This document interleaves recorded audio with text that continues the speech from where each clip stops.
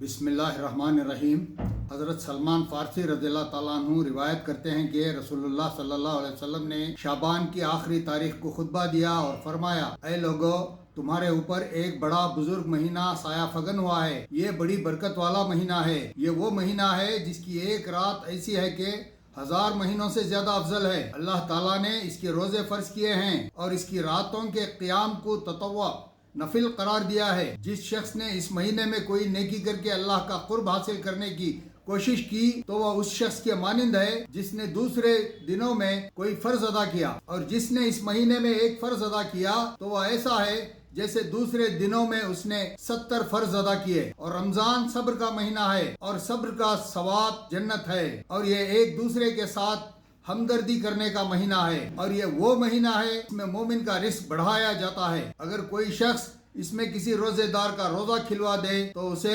گناہوں کی مغفرت اور اس کی گردن کو دوزخ کی سزا سے بچانے کا ذریعہ ہے، اور اس کے لیے اتنا ہی اجر ہے جتنا اس روزے دار کے لیے روزہ رکھنے کا ہے، بغیر اس کے کہ اس روزے دار کے اجر میں کوئی کمی واقع ہو۔ حضرت سلمان کہتے ہیں کہ